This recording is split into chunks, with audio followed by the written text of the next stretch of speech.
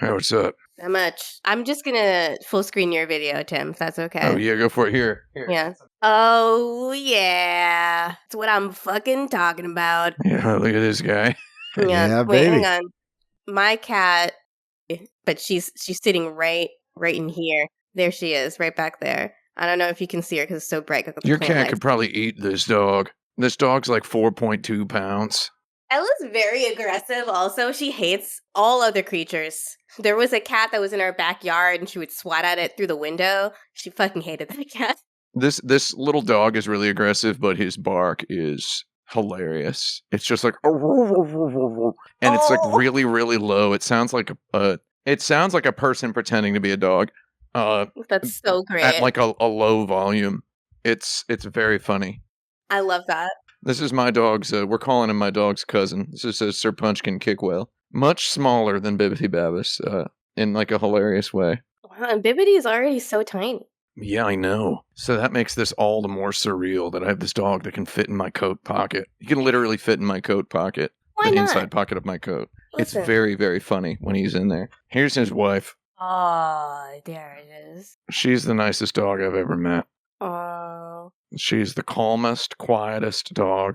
Goody Kickwell. She just lays like if this. you told me that you put down one dog and picked the same dog back up, I would not have...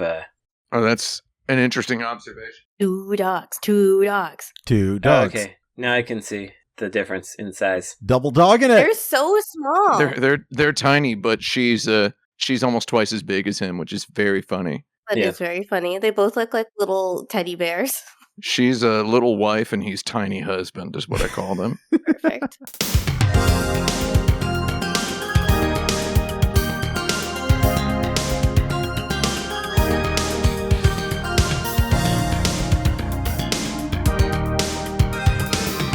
Brandish to the Planet Buster. I don't even know her. This is episode 262 of Insert Credit, the only video game podcast with correct opinions and a horrible buzzer.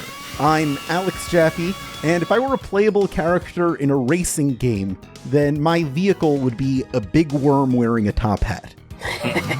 That's so good. I'm Frank Cifaldi. If I were a character in a racing game, my car, it'd be like a really tiny train, like whatever the front part of a train is called. What is that called? The engine. The engine? It's just called an engine? The first car on a train? Yeah. I'd be a train engine with like imagine a McDonald's toy with like a character popping out of the top kind of thing. You know, it'd be a really tiny engine with me just kind of out of the top smiling. I'm Tim Rogers, and if I were a playable character in a racing game, you know, we'd all like to think that we would be one of the particularly muscular comic booky heroes from F-Zero GX. Sure. Though here's what I would be. I would be just me wearing a Captain Falcon, on a perfectly authentic Captain Falcon costume that just hilariously didn't fit, because it would fit the worst way possible. None of the seams would match up to the appropriate bones. None of the musculature would be present. I would want to be driving Samurai Goro's Fire Stingray, except I would instead be driving Sweet Tooth's ice cream truck from Twisted Metal. That's the honest answer. Pretty good. Thank you. That makes sense. I'm Brandon Sheffield. If I were to be driving one of them little cars, I would probably be driving like a human skeleton that's shaped into a car. It's like a big human skeleton it's just like weirdly larger than a regular human. Oh, Home Depot skeleton. Home Depot skeleton, 40-foot skeleton. I'd be HDS. I'd be wearing a little cape and I'd make nefarious comments. So that would be me. Would you have a little mustache? Yeah, little snidely whiplash guy. I'd be a little whiplashy. You just gotta say the name. I was gonna just gradually reveal your costume details. Yeah, little pencil mustache. We have an agenda here, Tim. We have to keep it moving along. We don't have time for this. Joining us this week, it's a good friend of the show, and the Italian Elon Musk, Gita Jackson, is here. I can't change my display name on Twitter. I can't do it. It won't let me. And I want to change it now because I don't like it when people tweet at me assuming I am Elon. People still DM me assuming I am Elon Musk and that I can help them with their financial woes. That's the target demographic of Twitter right there. I don't want to hear about that. I want to hear what your car would be if you were a racing character. I was thinking about this the whole time. It would be my cat, Ella, but a rideable size. And I love it. I would be wearing like a little kitty cat kigurumi, and I would use all the voice lines that Cat Peach in Mario Kart uses. Like when she loses and she says, meow meow next time. That's how I would be.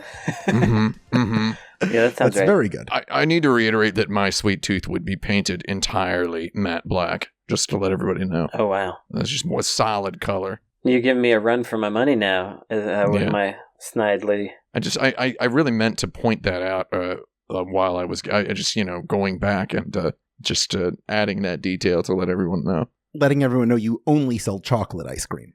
Yeah, That's well, right. I mean, sort of. Charcoal ice cream, that's the one. Activated charcoal, yeah. That's the good stuff right Yeah, now. if you want all of your medications to stop working, just horf that down. I do.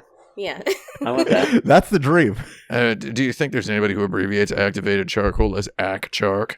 Absolutely. Yes. I definitely There's do got to that. be. There's On got to be some nutritionist for them. Like some freakish wellness like cult out there is like, gotta get my ACCHARC on today. I love it. Enough ACCHARC today. It's so good. Well, as we all know, every episode of this podcast has a winner that I assign at the end of the episode based on how well they did. Last week's winner was Andrés Velasco y Coll, who wrote in to ask us this question for winning last week's episode. With Elon Musk showing us that he can speedrun ruin a company like Twitter at a world record pace, has there been a speedrun or tool-assisted speedrun that you have watched that has stuck with you for how utterly absurd it is? I don't know why Elon Musk had to be in that question. I don't know for that. either. I was thinking So that it weird. would be like, imagine you were the CEO of a video game company Yeah, and what you would had you to like to ruin it ruin? as quickly as possible. I like that question a lot better. Yeah. Has there been a speed run that that sticks with me? I mean, I don't know, actually. Let's do that other question because we've actually answered this speedrun question before. Have we? Okay. Here it is, though. Yeah. It's got to be Sony Computer Entertainment. How would you ruin Sony, the makers of PlayStation, if you had to ruin them right now? How would you do it? Make the PS5 even more expensive. Yeah, I would here's what I would do. I would make a new peripheral. It's based on an old peripheral, but it's not compatible with the old stuff. I would make it cost way more than the last one did, and I would not get any developer support. That's what I would do. So I would Not make the based on anything that happened. I would make the PSVR 2, and that's what I would do. No, I mean, I wonder what can ruin Sony, because they have a great track record of putting out like a platform that seems cool, like the Vita, and then messing it up and then just being Yeah. like, we don't like it anymore. They like to own formats is one of their things. They like to have a format that they own. Mm-hmm. It was remarkable even long past the Vita's sell-by date, basically. In Chicago, I lived in Hyde Park, Chicago for a little while right after college. And I love that zone. It's a good zone. it's beautiful down there. And one of the only parts of the city with beautiful, immaculate pre-war buildings, which is, pre-fire buildings even, which is just so gorgeous. And then the lakefront there. Anyway, but every time you got in a bus, there would be at least one black teenager playing like any video game on the Vita because it's hacked front and back, basically. And that would consistently happen just any time I was in a majority black neighborhood in Chicago and then all over the country. And I just don't understand. We're now long past that time of the video game sort of logistics where people were like, and the black market is just not interested in any of this stuff at all, right? But it's so wild that Sony refused to believe that the black people loved the PS Vita as much as they did. They loved the PS Vita. They're still playing the Vita, essentially. Did you see that photo where someone was at the Kendrick Lamar concert recording footage on a Vita? No, but I believe that. That was 7 days ago. Holy that shit. rules. I'm telling you, black people love the Vita. It does everything you want them to do. They want to do. They want to play fucking Battlefield or whatever and record their concerts and listen to all their music, and they want it to be one device. It's basically a little PlayStation. And they had it. Sony had it, and then we're like, but we don't like this anymore. Yep. They even had it doing remote play from the PlayStation, like over a Ridiculous. network and everything. And it's like, And they had the Vita TV. They put out the Vita TV, and they're like, okay, cool. We got this thing, plays all the Vita games, really good, really tiny. But what we're not going to do is get the Netflix license or any of that kind of stuff. So it can't can't be also a streaming device. It's like, Why? Why didn't you just... So weird.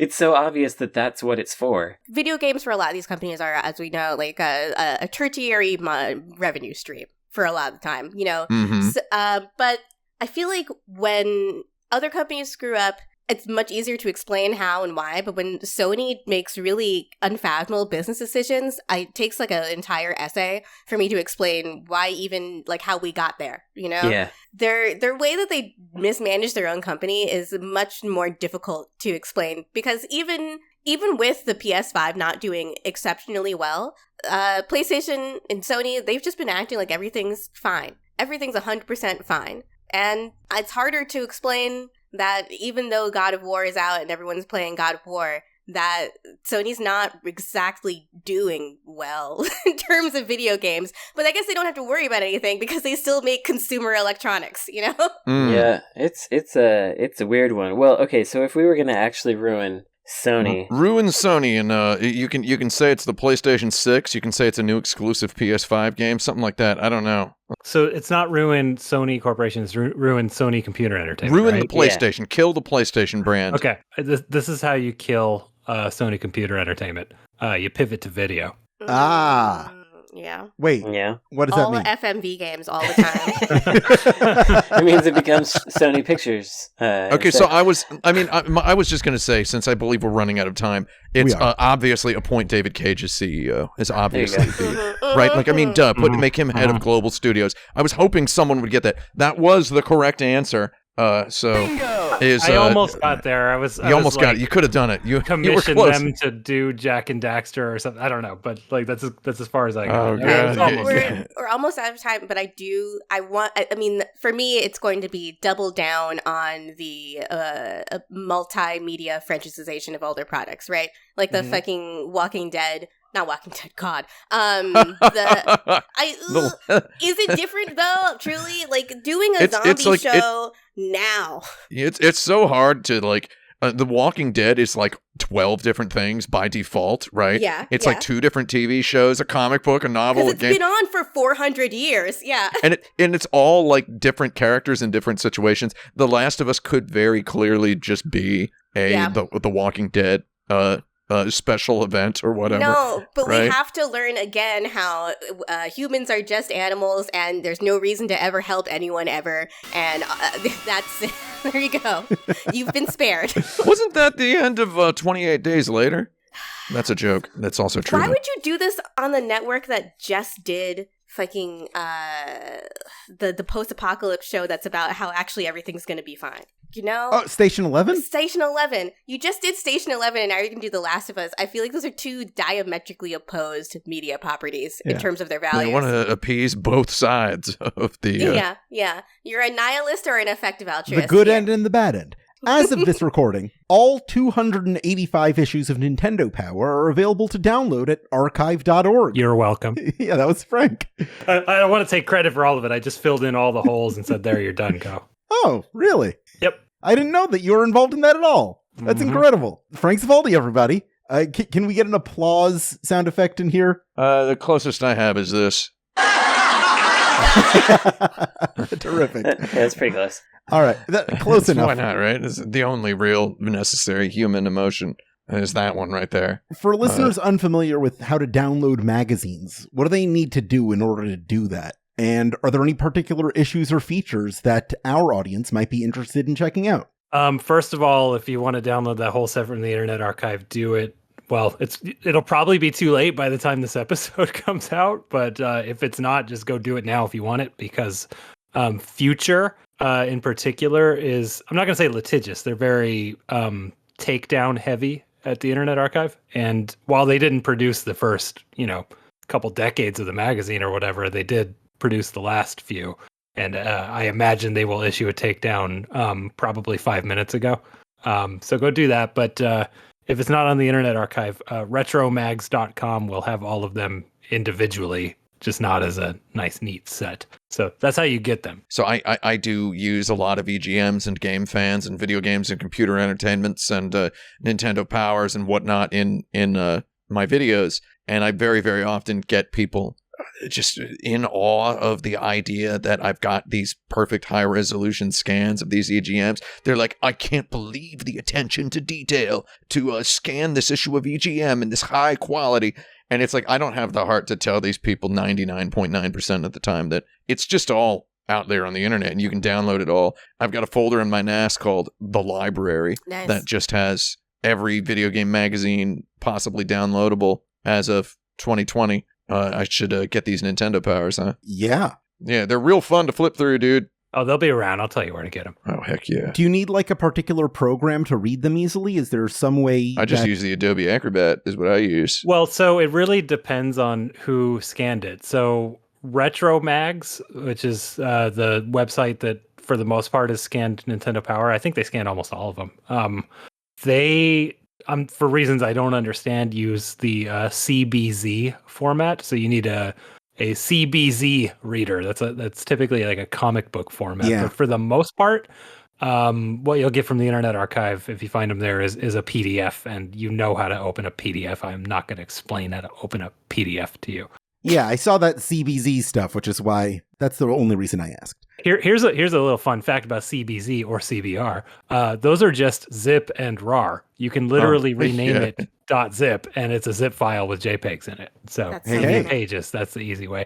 Tim was bringing up how people are kind of surprised sometimes that this stuff is just out there. Oh, yeah. What we are working on right now at the Video Game History Foundation is, and I think we just hit 100 publication. We're cataloging our collection, which is essentially every magazine, into something that's actually very easily searchable and filterable. You can show every magazine from like June 95 or whatever you want to do.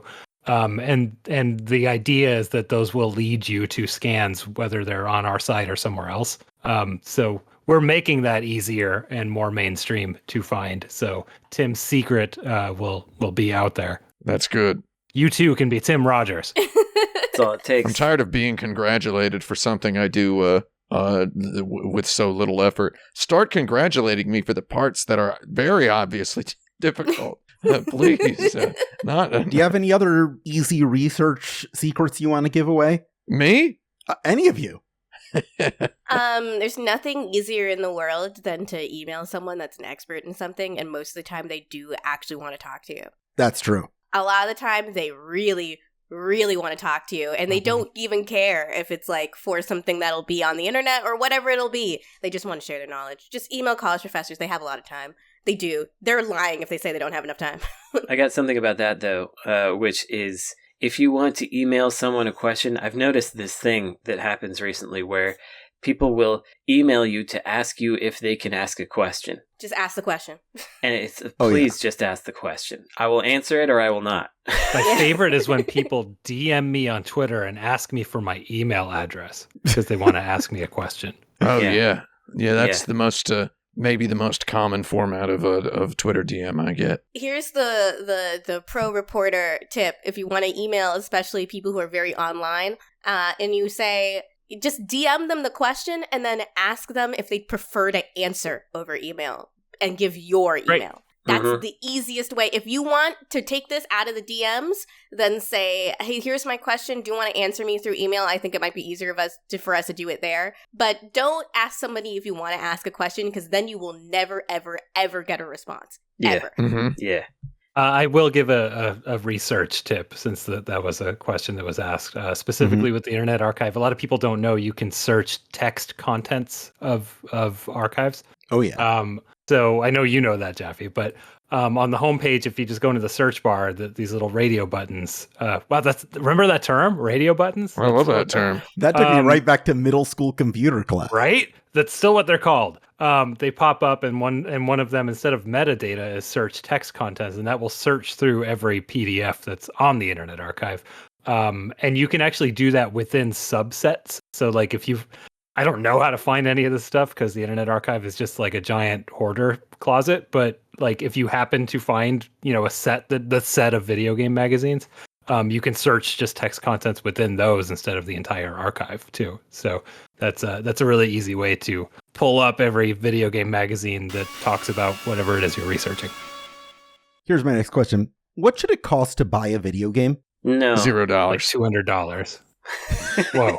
All right. The range is 0 to 200. And also no. Did you know that you can get every PlayStation 1, every Sega Saturn, every PC Engine CD, every PlayStation 2, every Xbox 360, every video game on the Internet Archive? Did you know this? Did you know they're all there for free?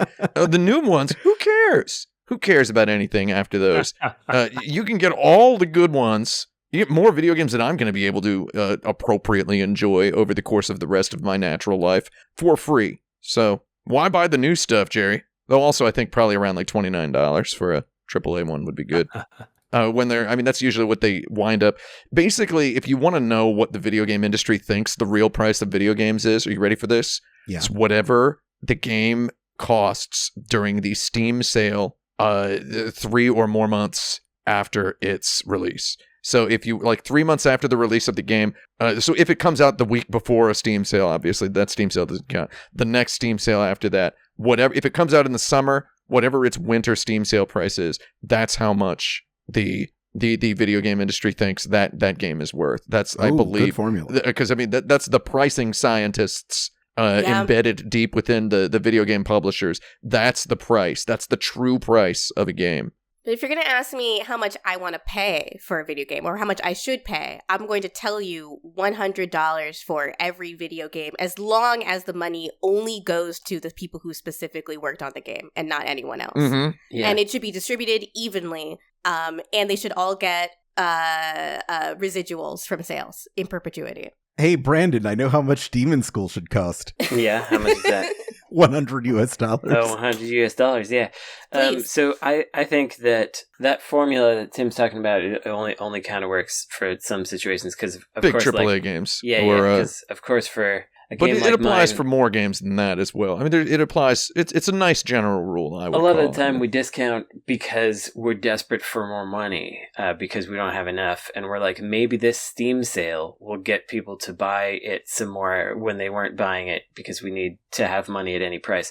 Because that's Humble Bundle's whole model for ages was basically like, our game isn't selling anymore. How can we sell it again? And so you wind up selling like 1 million copies of your game for $1, which is like, okay, I got $1 million, which is great, but you've devalued the whole thing. So it gets into a weird situation. Actually, I would love to sell 1 million copies of a game for $1.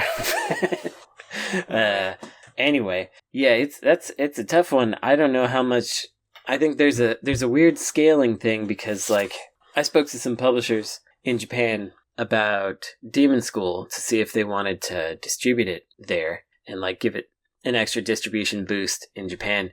And one particular publisher was like, well, since it's an indie game, you can't charge more than $10 for this. And it was like, shoot, that's not what's happening. That's not the reality of this video game that we spent like 6 years on. We're not charging no $10. It's going to be significantly more than that. But there's like weird perceptions even within the game industry about what things should cost. I was very surprised by that $10 thing. I don't think no publisher over here would say that. Reminds me a little bit of I grew up. My mom teaches at Wesleyan, and I was living there when the band MGMT was becoming popular. Uh-huh. Oh, I know those guys. Yeah, they were friends with my next door neighbors. Who my next door neighbor went to Wesleyan, and this was in the same class as them. And they would play basketball there all the time. And they told the girl that lived there in that family that I think we're not friends at all. But at the time in high school, we were friends. And she was like, yeah, so they brought all the songs to the major label, and they put all the songs through some kind of mathematical formula, and they came back with all these very detailed notes on how long the hooks should be and what lyrics to add or discard, or if the song just needs to be like 30 to 40 seconds longer to optimize a radio airplay for a single. And that absolutely is what reminds me of the Steam sale formula, is that there's some person, some business head at all these companies that's pricing scientists optimizing shit all the time. Pricing scientist is an actual job description, by the way. That's It's not amazing. some joke word I made up. It could be. No, I mean, it really is. It really is. I interviewed one for a thing a long time ago. Oh man. So now that the discourse, the body is cold, I can freely admit that I do think $70 for a remake of The Last of Us Part 1 is a little bit too much. At the very least, I'll leave it at that. And a lot of people asking, dying for my opinion. They really wanted my take. That game is becoming Skyrim to me, where it's just like, what, am I going to play on my fridge? Or are you going to try to get this running like on a calculator soon? How many times do we need to be subjected to human misery? Man, Yes. I bought Skyrim so many times, and I like hate that game. Yeah, man. It's like every time it's Steam sale, it's like it'll be $10. So Todd Howard thinks Skyrim is $10. So I mean, it's like, I guess after Skyrim's been out for 11 years now. So I do believe it's definitely in its $10 phase. It's interesting that it's not in its $2 phase yet. Yeah. You know, And I mean, also all the PlayStation 5 exclusive games are $69.99 by default, right? Isn't that that's just the price now? In Japan, Dragon Quest and Final Fantasy games have always been $100. I don't know if I feel like I've mentioned this before. If you haven't heard it before, that's the truth. Every Final Fantasy and every Dragon Quest game has, from the beginning, always been a minimum of $100 for the standard edition. For all time, they've always been. So I feel like a Dragon Quest game is the perfect encapsulation of a video game that is worth $100. Even though the money doesn't all go to the developers, it goes to some really old, wrinkly dudes. so that they can make NFTs on the blockchain now is what they want to do over there. Yuji Horii may love slot machines, but I don't think he's ever going to personally Not personally. do an NFT. Well, yeah. Square Enix is like they're really going for that. But I just wanted to mention that actually I saw a Video Game History Foundation tweet the other day that was about I know that. getting $5 off of a Sega Genesis with a Sonic, or a Super Nintendo with a Mario, and I was just, it made me remember that in that era, even during the time, there was no way that I or anyone in my family was paying the amount of money. Like it wasn't even at the like peak price, but it was like something like $150 for a Genesis and a game. And like that was literally never going to happen in the contemporary era of that stuff for me. That was the reason I had a TurboGrafx, is because nobody wanted one and I could get one at the used game shop for $20. I got every video game I ever had way back when on sale for cheap using Subterfuge. I believe I've mentioned this on the podcast before. We're just kind of standing around in front of the convenience store now, just repeating things we've said before.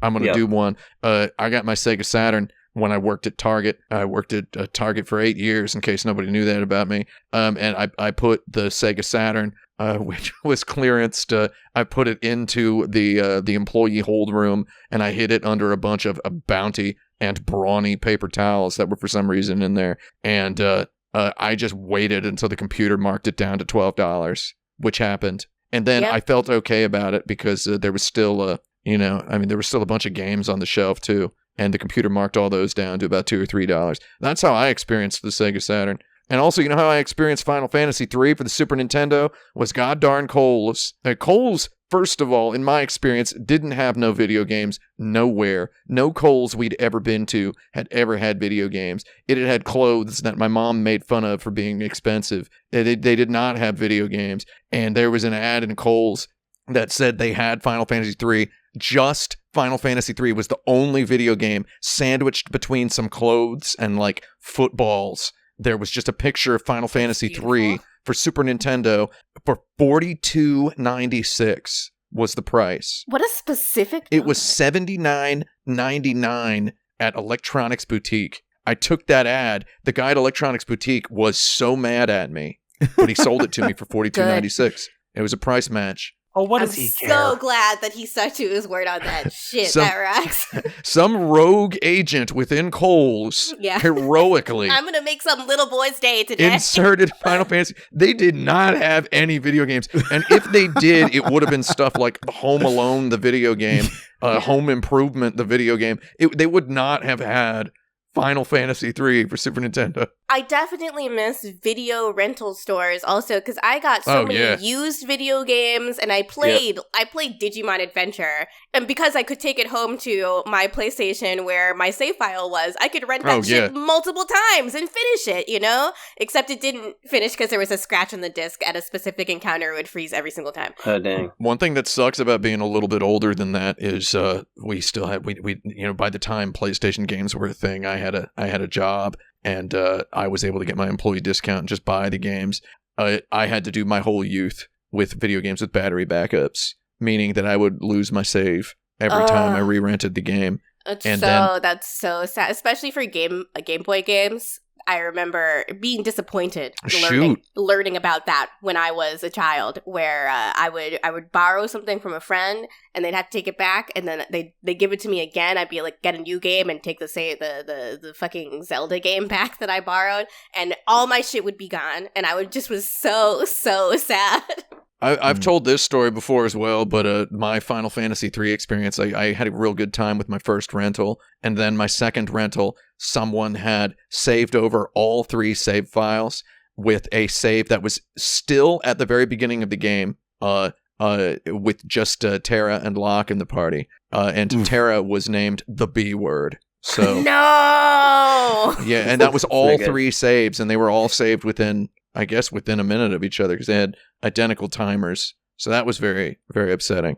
I would have been inconsolable. This must have been my older brother forbid me from playing his video games. Super Nintendo stuff, Genesis stuff. Yeah, he's my dad worked in IT, so he bought us these consoles as sort of like fun technological toys for himself and also for my older brother specifically. They were gifts to him. So we had the Super Nintendo. We still have the light guns from Duck Hunt somewhere in our basement. I found one of them and I can't find the other. And Ravi would be so specific. If he was leaving the house for any reason, he would be like, I will put all of your Barbies in the garbage disposal if you touch this shit. Or Barbies in the garbies. And so Barbies in the garbies. Barbies in the garbies. I was so upset by that. I did once secretly put in the disc for Final Fantasy X into the PS2 and just watched the opening cutscene and got so freaked out by how hyper-realistic everything looked that I got terrified and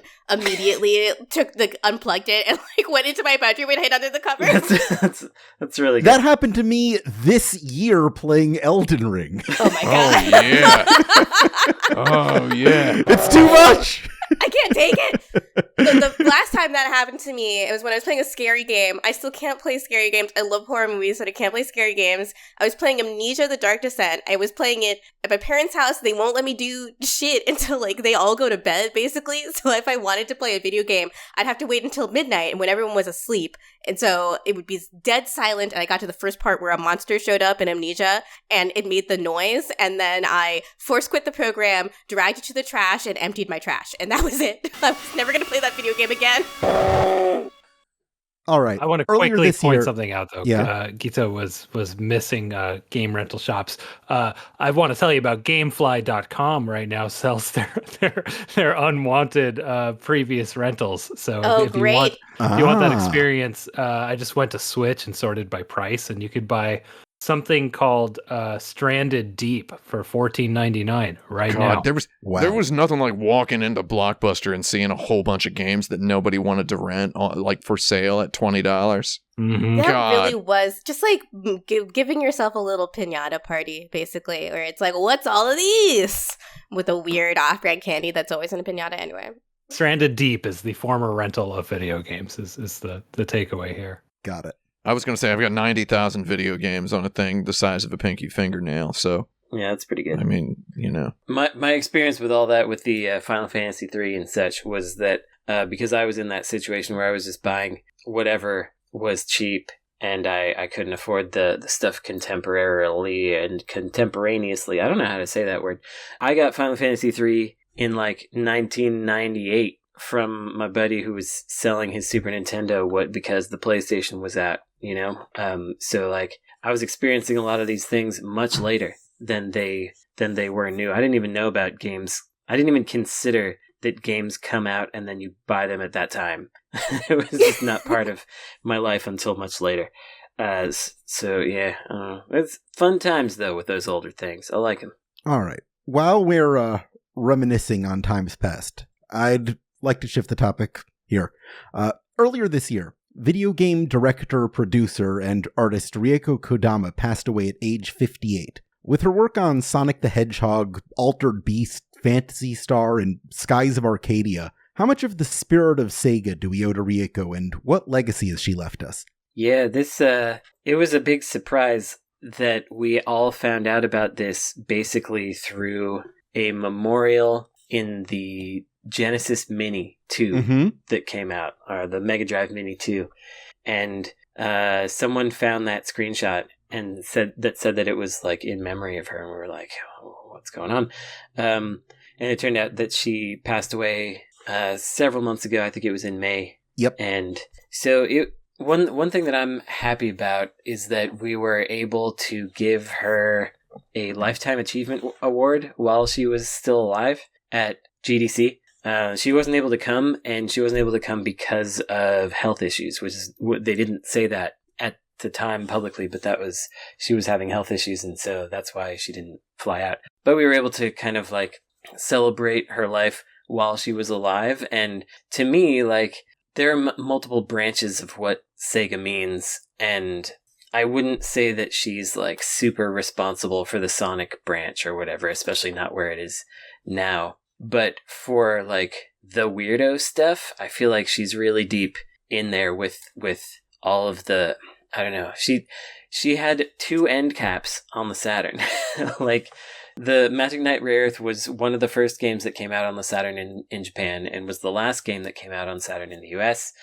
Deep Fear, which she also worked on, was the last game that came out on the Saturn in Europe. Not to be confused with Stranded Deep. No. That's right. Stranded Deep is a different game. Completely different, yeah.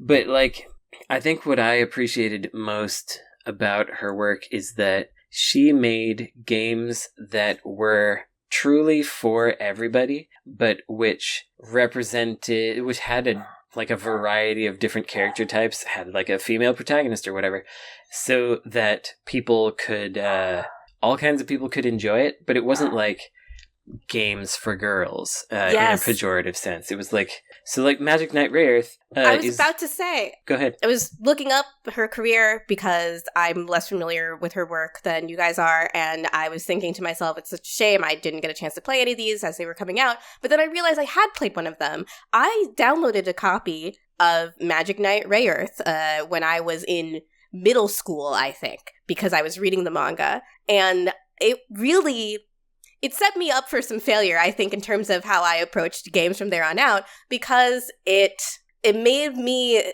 this game was just a really good RPG. And it wasn't an RPG for girls, like very much the manga is a story for girls and about girls. It was just a very well-designed, very good video game. And it made me assume that the rest of video games would be as approachable to the kinds of stories that girls like, without labeling them girls' stories, you know? Mm-hmm.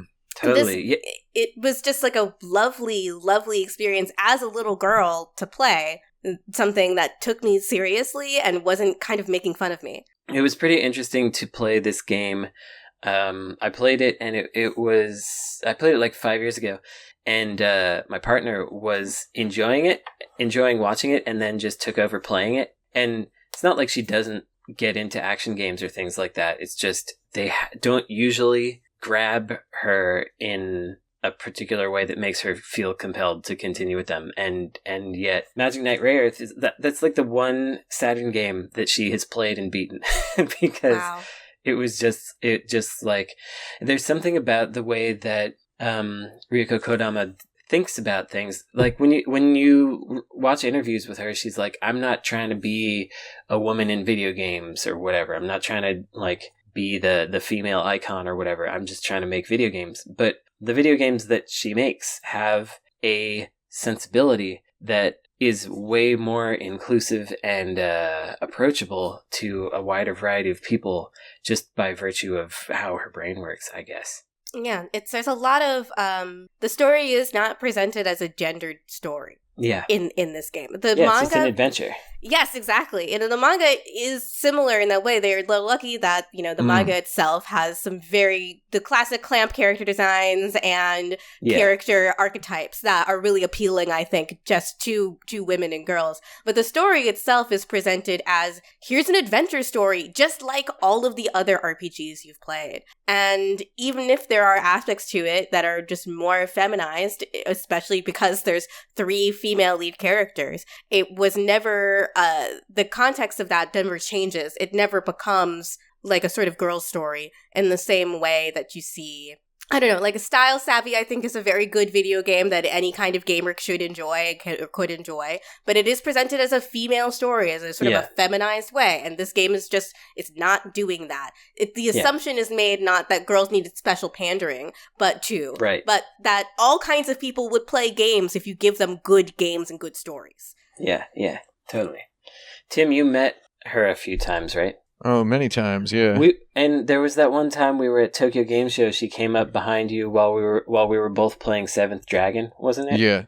And, I remember that. And she said something funny. She was like, "How do you like it?" or something. She was just like right behind your head. Yeah, just immediately just being like, "You like this?" And she said it in Japanese too, which was fun because usually there's a lot of foreign people at Tokyo Game Show who are kind of standing around. Most of them I would use the word loitering to describe, which is weird because, they're paying customers, though they still kind of have the aspect of loiterers, as I believe I did in those times. Sure. The loitering vibe. Yeah, just an overall loiter.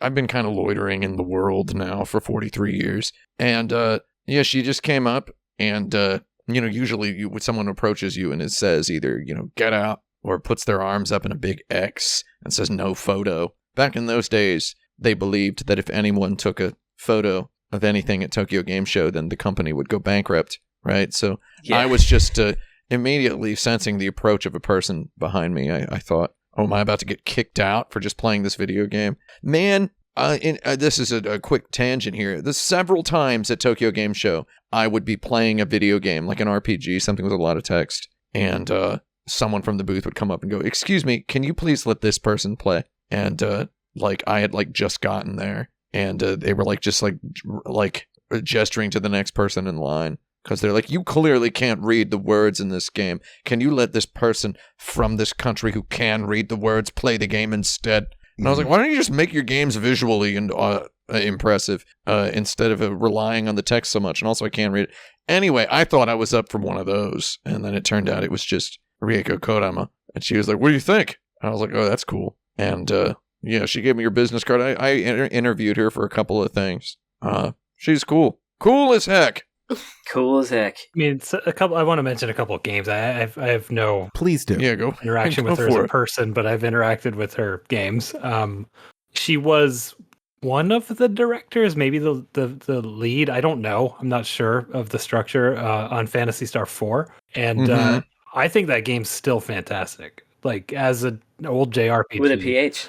Yes, it's fantastic. Yes, it's fantastic. I actually, in my interview, I asked her how it's supposed to be pronounced, and she said it is supposed to be pronounced Phantasy Star.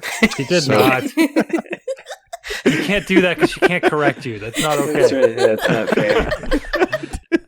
If he wants kind of a weird insert credity game that's kind of got her all over it, Spellcaster on the Master System. Very strange, combination of side scrolling and then sort of whatever you'd call a Japanese console adventure game kind of thing, like move, examine, that sort of thing. You do both of those things in this game. Yeah, they hadn't figured out what the template video game was at that point, so yeah, Master System is home to a lot of little weird ones like that. And that's Kodama and Oshima.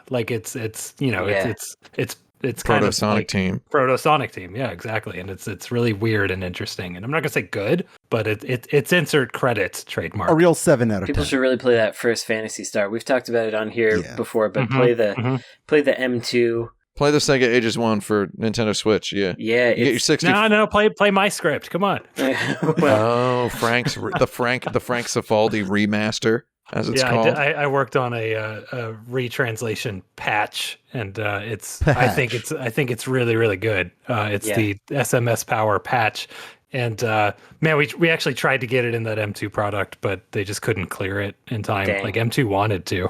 Oh man, M2 rules. Yeah. Oh, and one more thing about Rieko Kodama. Okay, so Okay. I'm a huge fan of non-Nintendo Zeldas, if you all knew this. Yeah. My favorite Zelda game of all time is easily Landstalker, right? And I can back that up, and someday I will. And Magic Knight Rayearth is also very high on my list. I'm not going to give you my ranked list of best non-Nintendo Zelda games, though I have played all of them, love them all, even Community Palm, I like that game. I know Brandon likes that one. Yeah, I also like Brave Story. Sorry, not Brave Story. Brave Proof. Brave Proof is all right. Yeah. Brave Proof kind of sucks. I mean, it does kind of suck, but it also kind of rules. Yeah, I mean, stuff about it rules. Overall, not a good game. I would say by any stretch, I believe, is an appropriate phrase to throw out here. Though I do love it. I still love it. Anyway, Magic Knight Rayearth is very, very, very high up on my list, which is crowned by Landstalker as one of the best non-Nintendo Zeldas. It's a little not as much as Zelda as Landstalker. Anyway, when I sat down with Rieko Kodama, I got to telling her that I liked Landstalker, and she just talked about Landstalker for like 30 minutes. So about how much she liked it. The right side of history. So to Rieko Kodama, Thank you. for liking Landstalker, and also Thank you. for making Magic Knight Rayearth. You may have seen there were a bunch of Dreamcast retrospectives that went around in 2019 because it was the 20th anniversary, yeah. 20th anniversary, and she got interviewed because obviously she did Skies of Arcadia, or she was the producer, and people loved it and stuff, and they were asking her like what could have been done to make the Dreamcast succeed more, or like what were the issues, and what do you remember about it? And she was just like, if only we had made better games, then people would have, the Dreamcast would have succeeded and people would have bought it. And I was like, dude, no, that's exactly wrong.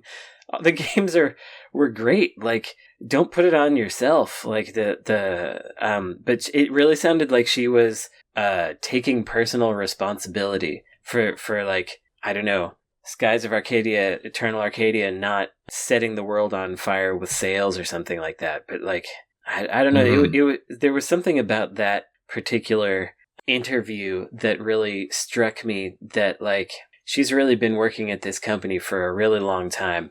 All of her adult life. And it's truly very personal to her, like whether this stuff does well. I don't know. I don't really have a full takeaway, but it just really struck me when she was like, yeah, if only we had made better games on the Dreamcast, Sega would be in a different spot. It's like, yeah, wow. I talked to her about Skies of Arcadia quite a bit, and many years later, she had quite a bit of granular criticisms of that game.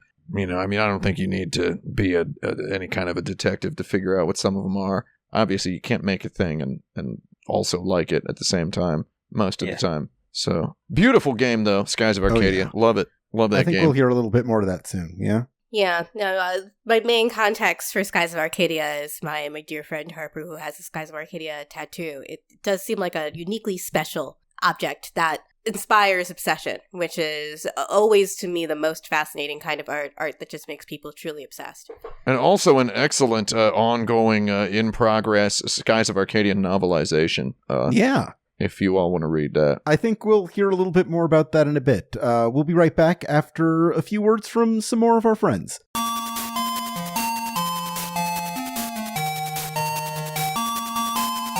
Thank you to our contributors, Harper J., Vincent Diamante, Azure Lore Corrigan, and Mark Cerny, for helping us remember Rieko. It is impossible to number the invisible people who change our lives, the people who do it without even meaning to. In the rare event that we're able to identify these fantastic souls, we run into all sorts of realities. We learn that they're across the globe. We learn that they lived 100 years ago. We learn that people from all sorts of places can affect us. Now, I don't think it's fair to say that Rieko Kodama's career was invisible by any stretch of the imagination. That is certainly not true. But I think it is fair to say that countless people have benefited from her guiding hand without even knowing it. And that's because her touch was remarkably subtle and incredibly humble. Her art helped shape the Sega aesthetic. The vibrancy of Phantasy Star's futuristic vision, the playfulness of Alex Kidd, the coy mischief of Sonic the Hedgehog, all these things promised worlds that were fantastical and infectiously enticing. This alone would be enough to cement her place in games history, but Kodama-san also pushed the very nature of game stories into fresh territories as she helped imagine worlds with diverse heroes. Phantasy Star's cast includes a female heroine and androgynous wizard alongside its burly weapon master. Skies of Arcadia follows a trio of young heroes that avoids romance cliches that were so common to RPGs at the time. It tells a sweeping and inclusive story that I know has reached fans of a wide range of identities and persuasions and ages. If you look at a list of games that Kodama-san worked on, they are invariably the product of eclectic teams with diverse interests, and it's clear that Kodama-san was an essential piece of those creative puzzles. When I asked Kodama-san about the female leads in Skies of Arcadia, her response was simply that they were meant to be on the same footing as the male protagonist, not to be saved by him. And indeed, this is the fundamental quality of her works. Anyone could be a hero. Everyone had a place at the table. We don't need to wait for somebody else to take the lead and drag us into a better future. We stand tall, grin confidently at the odds, and we change the world ourselves. Better yet, we can do it together. Now, these sentiments are not radical today in games or in real life, although it can sometimes feel that way. But it's hard to deny that Kodama-san played a large part in building out styles and sensibilities that embraced a fundamentally romantic image of what games could be. Games could be global, they could speak to all people, they can help us visualize astonishing possibilities for the future. Our games, particularly the brightest and most forward-thinking of our games, stand upon the works that Rieko Kodama was involved with as an artist, as a producer. Her touch is there, intimately. Whether you're a deep fan of her contributions or one of the many people invisibly touched by her creativity, there's no doubting her effect on the wonderful world of video games. Hey, this is Vincent Diamante. Just wanted to share a little story. But back when I was a kid, I played NES games. That was really my main thought when it came to what a video game was. It was the stuff that I was playing on NES. I didn't realize that at the time, but all the things that I was playing, they were arcade ports. Things like Jackal and Contra or Bump and Jump and other things from Konami, Vic Tokai, those guys. And I had no clue what a role-playing game was back then. I wasn't really in the know. I didn't follow magazines. I didn't know about any of that stuff. But I do remember when I was about 10 years old, I was hanging out at a family gathering, and my cousin there, he wasn't really with the rest of the family. He was holed up in his bedroom, and he was playing a game. And of course, me being a 10-year-old kid, I'm like, hey, there's something cool on the TV. I want to check out what that thing was. And I look there and I see some text, and I clearly remember that there was a big choice in front of him there where he had to choose a bride, choose who to marry. And I was so struck by that, the magnitude of that type of choice. That was the first time I really thought of that. I didn't play computer adventure games, and I certainly didn't play role-playing games up to this point. So when I see that on the screen, I thought, wow, this is something different. And this cousin would go on to introduce me to the whole world of role-playing games, both on console as well as tabletop and paper-based role-playing games. So, Sean, thanks a lot for introducing me to this world, but also thanks, Kodama-san, for being a part of helping me discover what else a video game could be besides those action and sports games that I was playing as a kid. Thanks for Phantasy Star. Thanks for Skies of Arcadia. Thanks for Magic Knight Rayearth, which is so incredibly charming. Thanks for everything. I was in a perfect sort of storm to read everything into everything that I played because it was my whole world to me. I didn't have anything else. And so I put myself in the game and I extrapolated and I thought about how it felt and why things were as they were. And from that perspective, as much as I liked my NES, there was always something that grabbed me about the Master System. The things that they built were interesting. The games were simpler as games, but as statements, they had so many more layers. So much of that sublime liminality can be summed up in that little phrase, blue skies. But it's so much more than that. That's just an indication of the kind of underlying spirit under the choices that Sega has consistently made over the years for how it wants people to interact with the things that it says. Sega very clearly had a perspective. It was optimistic about the ability of people to make meaningful change in the world. And the people who made that change, and the people who were affected by that change, Sega's games tended to treat with a sort of egalitarianism that was unusual at the time. It's not just that Phantasy Star, which came out the same week as Final Fantasy, has a meaningful story, as simple as it is, based on personal motivation. And it's not just that it has individual characters, as simple as they are. And it's not even that its protagonist is one of the first few really strong, notable central female characters in a video game. It's that there's nothing really all that special about Alice in and of herself. The story isn't even really about her. She just makes it about her. Alice is living in a Star Wars-influenced sci-fi kingdom that's recently been taken over by a tyrannical authoritarian monster. And her brother Nero, he should have been the hero. In some other story he would have been. He was the freedom fighter who was sniffing through Lassek's affairs in order to prove what was going on and show the people what they had to fight against together. But in the opening sequence, we see Nero struck down and his little sister Alice run to his side. As he dies, she promises Nero that he won't have died in vain and that she's going to keep on investigating what he was looking into.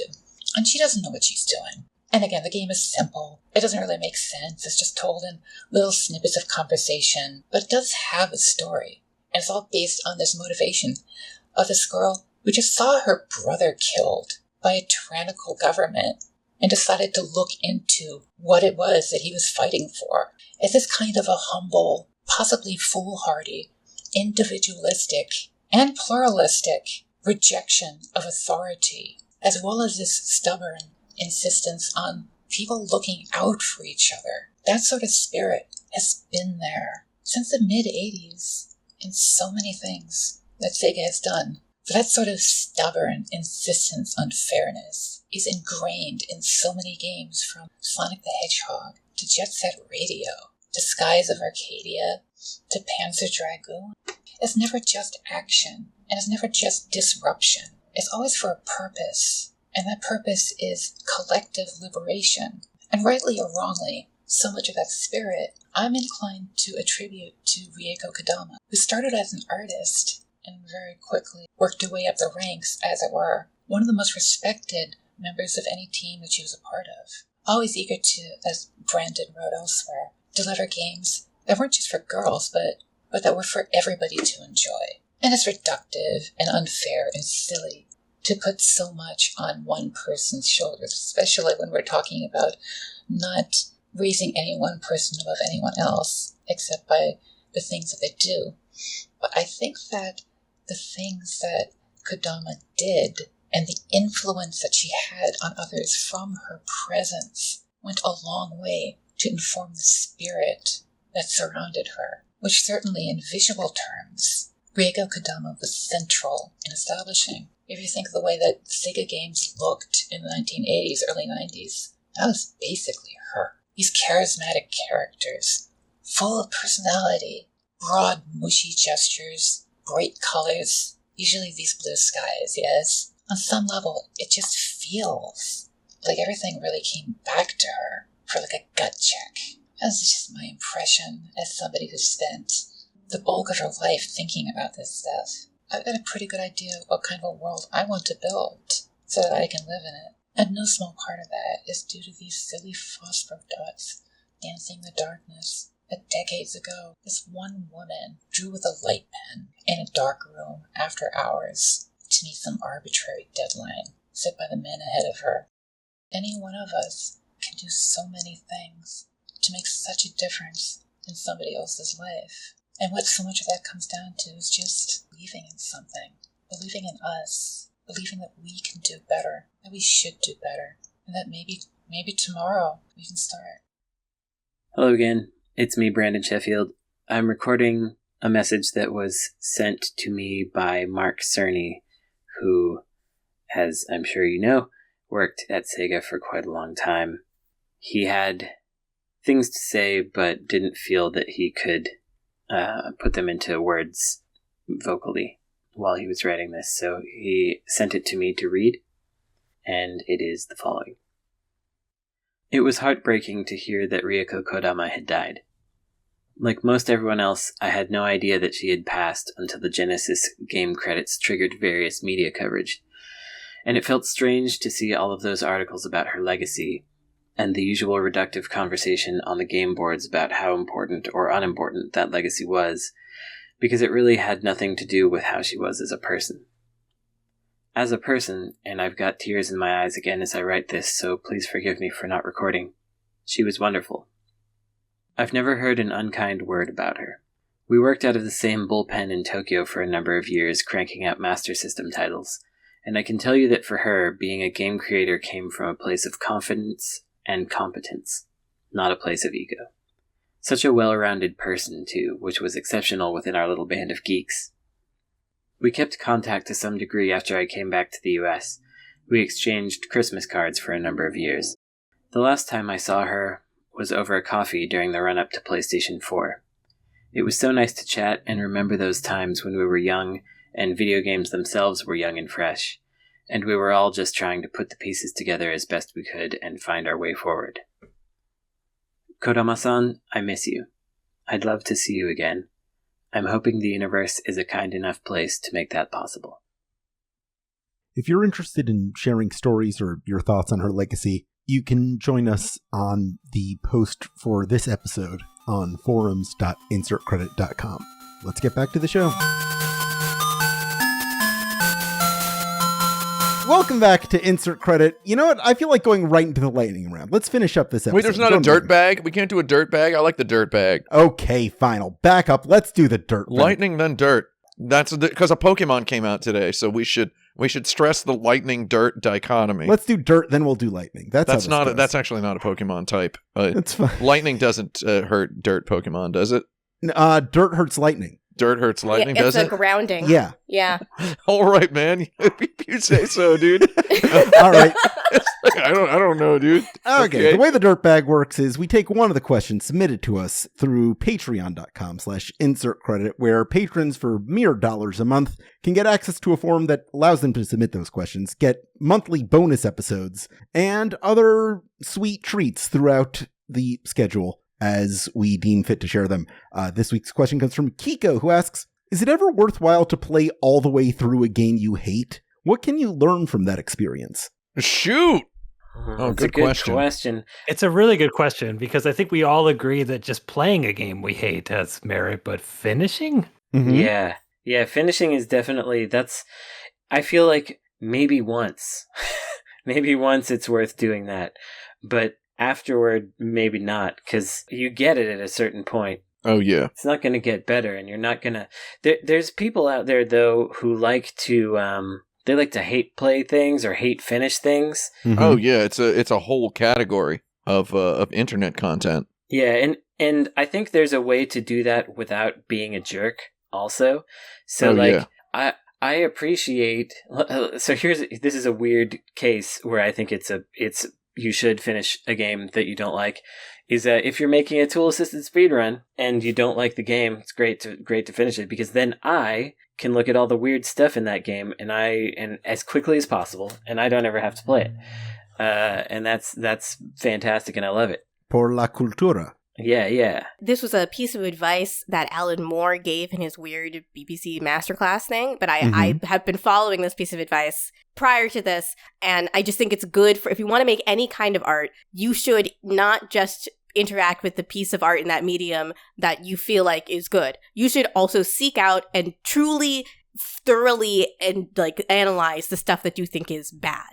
Because it will tell you a lot about what your own value systems in terms of art actually are. Yeah, this goes beyond like the 7 out of 10 like IGN bad that we like to talk about. That I feel like the zeitgeist now is everyone's talking about 7 out of 10 games. I've seen a lot of 7 out of 10 games discourse. This goes beyond the 7 out of 10 games discourse. It goes beyond to the God Hand got a 3 out of 10, but actually it's a masterpiece discourse. It's like stuff that got a 3 out of 10 and deserves it. Like it is, I think it's on. I used to brag that I could tell within 5 minutes if a game was a 3 out of 10 or a 10 out of 10 or whatever. And for the most part, I think my intuition remains however sharp it was in those days. Though I do say now it takes me about an hour. I like to find bad video games and play them for an hour. I put an hour on the clock and then give it an hour. And I think there's real legitimate value in finding a game that by all accounts you can tell it's not good, that it does a lot of stuff wrong, and playing it for an hour. I don't think you need to beat these games. Yeah. This is how I felt when I was playing Cult of the Lamb, which I think is, a well-designed game, and I think has a really good UI UX design and also character design. I think the art direction in the game is extremely good, but I think its systems are a little half-baked. I think it's, especially its resource management sort of stuff, that is the stuff I love doing. I wanted to max out that skill tree. I wanted to see how long it would take me to max out that skill tree, and I played the game for exactly as long as it took me to do that, and I realized I didn't want to do anything else in the game. But by doing that, I think I learned a lot more about resource management sims and what makes them work than if I had not played that game. I think I still would have had some half-baked ideas about my criticisms of sometimes how these systems enact themselves. But now that I took the time to play something I wasn't really sure I enjoyed all the way, I feel like I'm a more knowledgeable person afterward. I think that, kind of going on what you were saying earlier about learning more about what you like and what you don't. I actually was just talking about this in an interview recently, how, like, with the friend of the show, Matthew Kumar, he and I often watch... Well, friend. We have... Yes, we have... Wait, what? Anyway, Matthew Kumar, my friend, he and I watch similar movies. We watch a lot of movies in the same weird niche genres, but we often come away with opposite opinions. And it's interesting to have a friend where you have seen a whole bunch of the same, like, pretty obscure, down in the depths kind of stuff, and come away with different opinions about it. Like, to be delving into the same niches and coming out feeling different is curious and interesting. And so to me, it's like, with those movies, I'm glad I watch them to the end so that we can have a good discussion about it. And that discussion helps me not only understand more about why I like the things I like and the ways in which I like them, it also lets me learn more about my friend and how he feels about things. And I think with games, there's worth in doing that. I don't know that you need to get all the way to the end unless the end is something important, but there's definitely value to playing something that your friend likes that you don't, or getting your friend to play something don't like but you do, and having that discussion. I think the discussion winds up being the interesting part, though. Yeah, I developed this Herculean ability to read all the way through a book that I get nothing out of. However, I can't really do it for video games. However, on the other hand, I've also learned how to like a lot of stuff in video games. Video games, like, you can't power through them as a hobbyist, as you can with a book or a movie. Obviously, like a lot of them, these things are too god darn long these days. too long, too difficult sometimes. And they do, Yeah. in order to solve a puzzle, you do have to use your brain in a way that you don't have to use your brain to watch a bad movie or a bad television show. Indeed. I think it's Yeah. maybe more similar to the experience of reading a bad book, but even then, you couldn't really skim in a book. You can't really skim a video game. Once you learn to speed read, you can apply that to any book. Yes. You can't apply speed running to any video game. No. Unfortunately, exactly. not a transferable property there, no. So as for engaging with something you hate all the way until the end and it actually giving you some sort of value, I feel like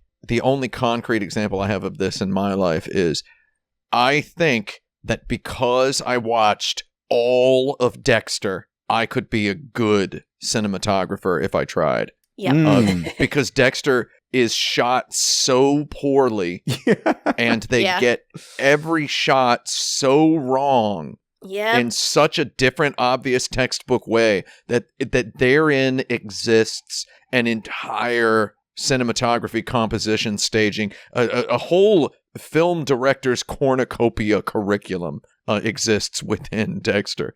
Yeah. So, I mean, this is, I had a friend I lived with in that same Hyde Park, Chicago apartment, and every time he was having a hard time painting, he was a painter, and we had an extra room we let him use as a studio. And every time he had a hard time painting, he was like, Gita, I'm going to watch HBO's Girls, because there's nothing like watching this to make me feel like I can actually paint. oh, I love it. Yeah, you know, I think that's a great fucking strategy. I really do. If you feel like you can't do it, yeah, just watch someone do it badly. I could be a best-selling author every time I think about Dexter. You could. You I think, literally could. oh my God, I could do it. I got a video game one where I think let's do it's worth it, and I think it's fighting games. Like when you've got bad fighting games, it's worth playing those through to the end, especially if you don't have someone to play them with, because then you can actually, it's like a good way to get better at them. You can see their cheap bosses and whatever, and you learn new techniques and stuff. So I think with bad fighting games, it's actually worth finishing them, because like that's all there is to it. Like you then have gotten the full experience. But also there's people out there like myself that love trash fighting games, and you just want to complete the whole thing. That's a certain kind of challenge where the type of infuriating that it becomes is something that you actively want to surmount rather than fully give up on, because it feels like a one-on-one with the machine, and you can actually defeat it. So I think that's one place where it's worth doing. Okay. With that, I think it's time to go on to our lightning round. I'm telling you the points right now. Gita is currently in the lead, but we can change that right here. This week we're playing Localization Station. I'm going to name a video game, and you have to tell me what the name of the game was localized as in Europe. Simple. First one to get it right wins. Our first game is Ninja Gaiden. Hero Gaiden. Oh God, what was That's what it should have been, but Oh my god. Dark Shadow, something like that? No. Both incorrect. Brandon, Gita, you have guesses? Just Ninja Gaiden in it. No, they I- couldn't say ninja. I think Oh, it's right. Ninja was a profane word. And I Flumpty see. Numbers Crumpet Strumpet, right? That's close. It was Shadow Wait, Warriors. Shadow Warrior. Damn it, I had it. Shadow Warriors. You were really close. What did I say? Dark something? I think you said Dark Shadows.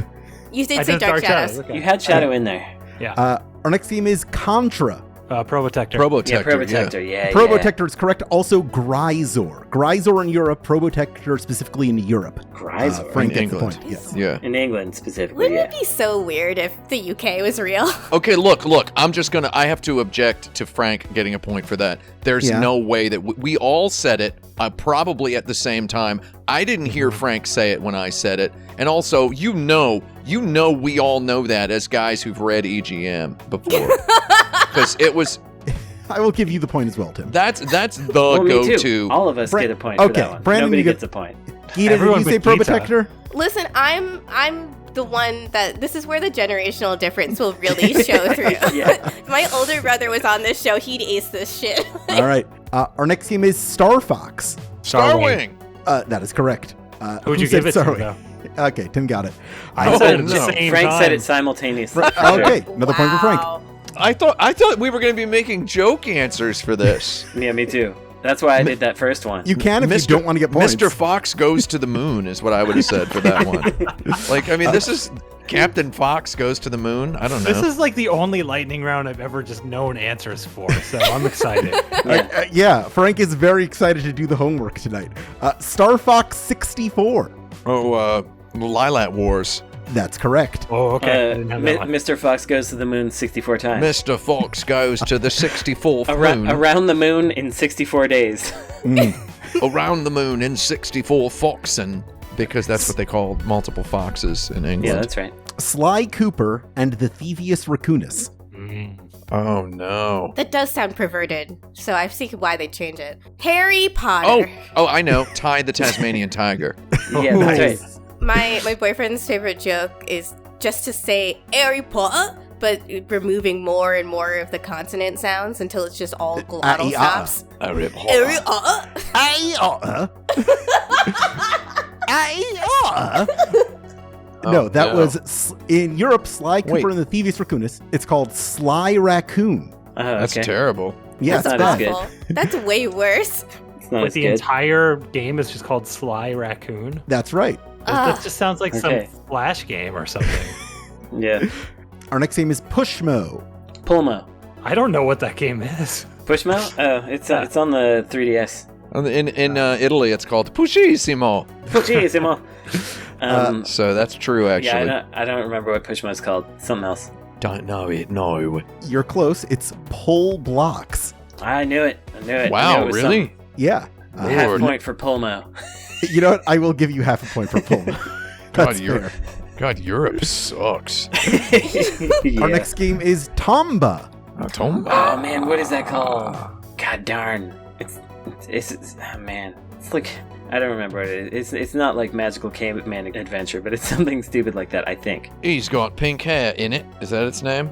Yeah. Something like that, right? Actually, in Europe, Tomba is called Tombi. Tombi. Yeah. Apparently because Tomba means grave in Italian. So they didn't want to do that. Oh. I That just makes assumed sense. it'd be like a snack that was trademarked or something. Yeah.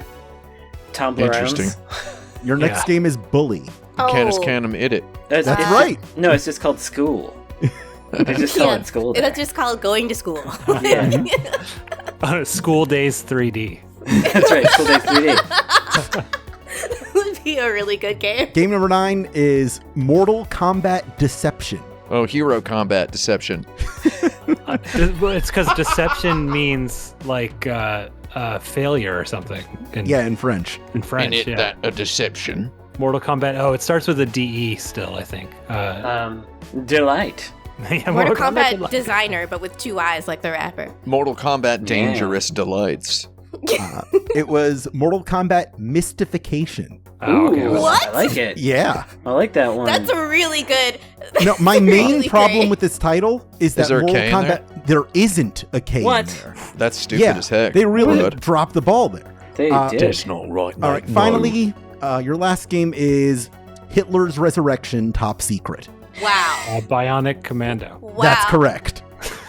Wow. In Japan, that Yeah. game was called Hitler's Resurrection Top Secret. They're just calling that. That's just British history. I All can't right. believe you didn't throw out the best example, which is that Fatal Frame was called Project Zero in Europe because that's what it was announced as in an Edge preview.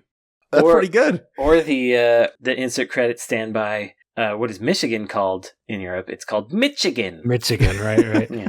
I believe the awkwardly titled Feel the Magic XXXY was just called Rub Rabbits. Rub though, Rabbits. which is Rub much better. Rabbits. Rub Yeah. Rabbits. But that's what it was called in Japan too, right? Tim, congratulations. You've gotten your 9th host point. One Oh, more, no. and something special is going to happen. It's a lot of HP. But this is the point of the show where we plug stuff that we've got going on if we are so inclined, or we just give some recommendations to our audience for things they can engage themselves with until our next episode releases. I recommend follow Gita on Twitter. She's cool. Yeah, she's Oh, great. oh, thank XOXO you. Gossip That's Gita. true. One of the last good Twitters. I also restarted my Tumblr where this is the thing I want to recommend, actually.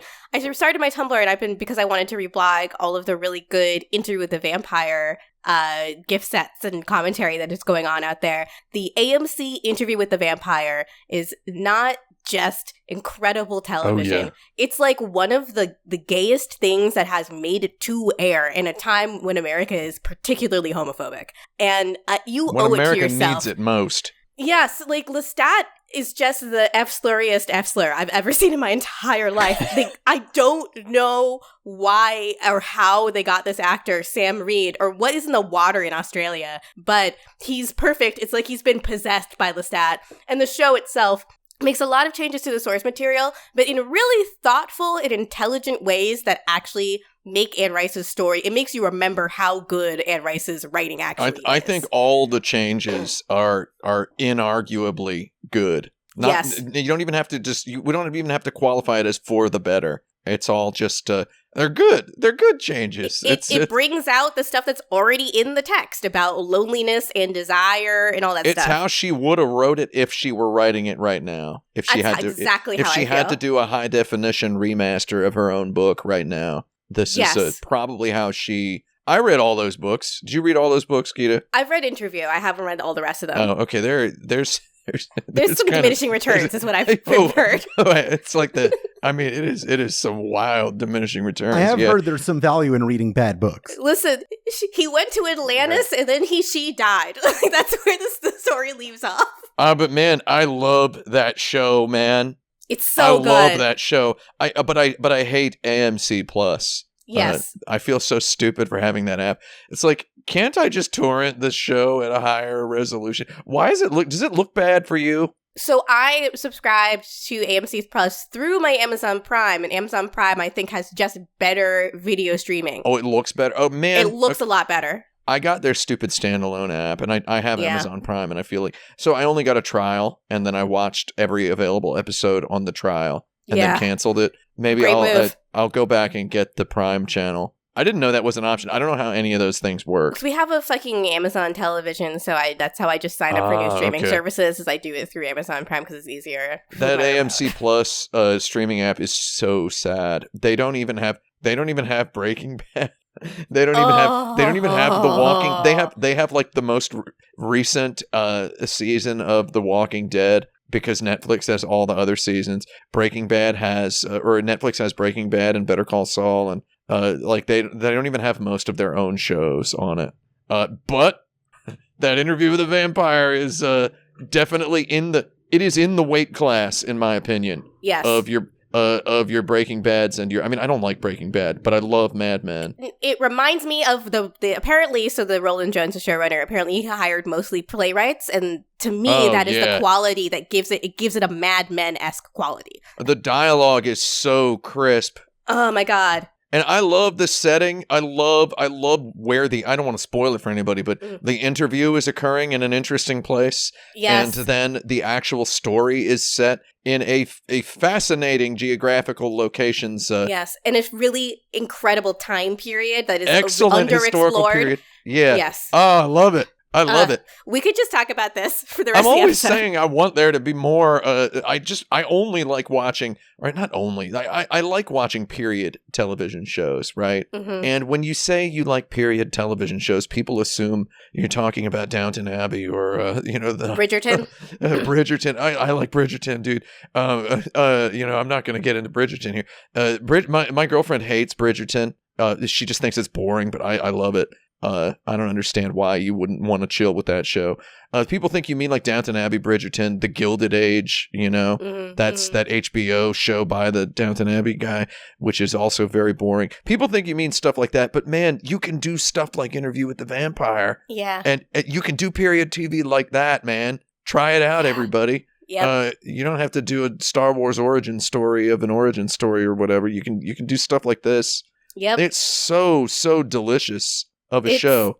It's just real drama with a capital D. Every episode, something life-altering will occur in the narrative. It just feels like this is capital T television. This does remind me of Sopranos, Mad Men, peak TV era TV. That first episode is so miraculous. Good. It's miraculous. The very first thing you see is a masterclass advertisement for the journalist who is doing the interview with the vampire. And I saw that right after I lost my job, and I just felt a deep well of despair open up within me.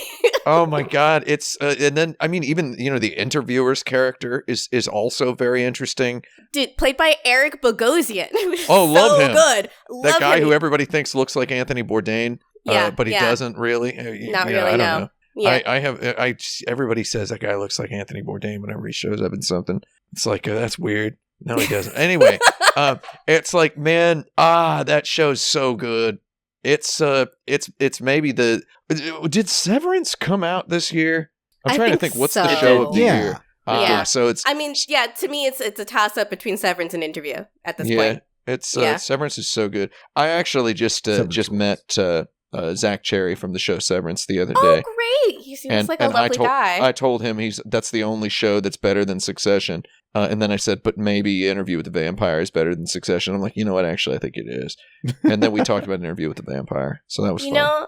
Interview with a Vampire is a lot like if the characters with the worst qualities, whoever you think those are in Succession, were also vampires. Yeah, dude. Yeah. Oh, my God. I just... So I actually listed Interview with the Vampire as my recommendation on this show a few weeks back. So it's fun that Gita Jackson's coming in here and get to double dip a little bit. Yeah. So I get to reiterate because I received no shortage of questions from people asking, was that a real recommendation or were you just joking? It's like, please. Come on. I'm not some cosmic chess master of ironic jokes here. I'll go so as far as to recommend the 94 movie with Tom Cruise and Brad Pitt too, because it's literature. I love Interview that movie. With a Vampire is literature. It is. And it's not stupid girl stuff. It is incredibly good American literature, meditations on death and eternity. The show is so good. Someone was like, "You're a straight man. How do you really like this show? That's so gay." I was like, "Man, yeah, dude. It just rules. Like if you can't chill with that, I don't know, man. It is just indisputably chill withable in my opinion. Yeah. It's so good. It's finally like a new legendary TV show. Is how I feel about it. So we don't get so many of those. Yeah, I watched that way House to of me. the Dragon. Did you watch that? It was fine. I like drama with a capital D, and it definitely was serving cunt, like giving us drama. I loved all the scenes with like Allison's shitty kids. Those are my favorites. I liked that show. It's just Interview with the Vampires, like something else. It's the next level. Yeah, I think to me it is the fully realized potential of what television storytelling can be. And so if I have to give a recommendation on the show, I would say maybe check out Mad Men, which is also on AMC+. If you haven't seen Mad Men, I've recommended Mad Men to so many people over the years, and I don't think any of them have ever watched it, except my one friend who binged the whole thing in like 3 days. I tried watching it too. Oh, yeah? I gave it a shot. Mm-hmm. I watched that show after you recommended it. Oh, well, I mean, you didn't write me a book report, so. No, I did not read a book report. Hey, not that I asked for one. The key is to approach that show as if Pete Campbell is the main character and it's a comedy. Oh, That's God, my favorite Pete. way to watch Mad Men. Don Draper, dude. Dude, Pete Campbell had both his parents die in separate shark attacks. Yeah. So fucking funny. Yeah. There's good stuff in that show, man. God, that's so good. It is a show that does goof 'em ups. It's a show that does japes. The whole thing when they have the lawnmower and it goes over that guy's toes. It is just it is a hyper defamiliarized sitcom at times, Yes. which is fun. Oh, God. Yes. There's some stuff going on in that show. I don't know. Brandon, Frank, you got anything to recommend? I don't know. Mad Men's probably pretty good. It is pretty good. Check it out, Frank. I watched Check it the out. first season when it was kind of contemporary, like it wasn't done yet. And You watched it in 1960? Yeah. I mean, I watched it in real time because I worked at that ad firm. Yeah. So I was there. Oh yeah, they probably love it over there. I thought it was fine at the time, but I was a different person then. I feel like I'd like it now. So I'm going to recommend it blind. Go watch Mad Men. Yeah, check it out if you get a chance, Frank. Just watch. It's a shame that it's not 4K on any of the streaming things. Why is Breaking Bad in 4K and Mad Men's not? Such a shame, because it is a beautiful looking show. More like Sad Men. Yeah, I'm sad about that. Do I have any TV to recommend? Well, everyone that recommended Lower Decks to me, saying that it would be the Star Trek thing that I had been missing, was actually correct. I like it. I think that show's all right. I watched that show. Something silly that happened is I was watching like some interview with the creator. Vampire? Oh. And with the vampire. And he was like, what we've made here is a show that I think could be many people's first entry into Star Trek, and like it'll broaden the appeal of Star Trek. It's not just for Trek fans. And then like every episode, they literally list things that happened in episodes of The Next Generation or Deep Space Nine or something, or the original series. It's like non-stop reference stream, and it's like, you really think that this was the thing that was gonna open up Star Trek to other people? It's whatever. That's it's not a problem. It's just very funny that this guy was like, I've made something accessible, and then it's like, here's a thing where I'm gonna ask if Khan, or this obscure character from Star Trek: The Next Generation, would win in a fight, and like that's gonna be a plot point in this. And it's like, okay, yeah, cool, it's accessible. Anyway, I will also recommend, I haven't recommended any extreme music in a while, and I feel like not enough people know about the band Morbid Saint. I think they're from like Wisconsin or something, and they made 2 albums in the 80s, one of which only came out in 2015 recently, and it's just like this really, really smashy, thrashy, deathy stuff that it's very filth filled, and I enjoyed it. So check out Morbid Saint. Hell yeah. I'm checking that shit out right now. Thank you. You think of 2015 as recent? That's interesting. It's certainly recent compared to 1986 or whenever it was finished. Well, no. I mean, okay, it makes sense that you've lived in the same place, generally the same city, since 2015. Yeah. So I feel like for somebody like me, who's I've had too much stuff happen in the last in the years between 2015 and now. I wish there were less of it, Jerry. Yeah, I did move once in the last 15 years, but it was to 2 miles away. Yeah. So that's about the distance that I personally can tolerate. Yes. I'm putting all my stuff in a storage unit next week because I got too much stuff in my house. I'm supposed to go down to... I was building shelves until I got this repetitive stress injury. I got them mostly up here. I'm going to put all my video games on the wall. I'll send you all a picture. Interestingly, all my video games are in one of these Target brand plastic tubs, and it's going into a storage unit. We got a different scenario. Yeah. I'm not... I've just got all the video games that you have, but they fit into something the size of a pinky finger now. Yeah, on the old Misty. Mm-hmm. All those angels dancing on the head of a pin. Play Mister for me. Is that what you say when you fire it up? Play Mister for me. There's something like that. God, a Mister is real good. Well, I have some recommendations. Get a Mister? That's not one of mine, but you might as well take it. Here are my recommendations. I would like to recommend that if you're listening to this show in some format where you can subscribe to or review podcasts, that you do that for us to keep the algorithms in our favor. In fact, we recently had to refresh our iTunes feed for complicated reasons, which means we're in more need of new iTunes reviews and ratings than ever before. Yeah, because we lost all of them. We have 0 I would also now. like to recommend that listeners do not email or message or Discord message me about stuff like the iTunes feed messing up. This ain't my show. I just hang out. Oh yeah, just say it on the forums. As much as Tim says hello and welcome back to my show, it ain't his show.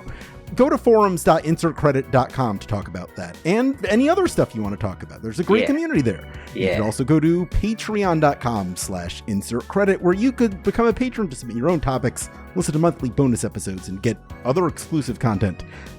You could look for us on YouTube, or I believe there's a TikTok that's going to happen at some point. Pretty soon. This show is edited by Esper Quinn with original music by Kurt Feldman. I'm Alex Jaffe. I'm Frank Cifaldi. I'm Tim Rogers. I'm Brandon Sheffield. I'm Gita Jackson.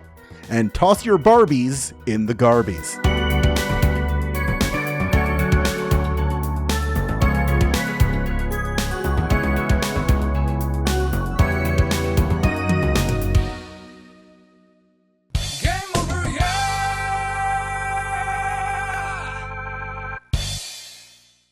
Oh, hey, it's Alex Jaffe here.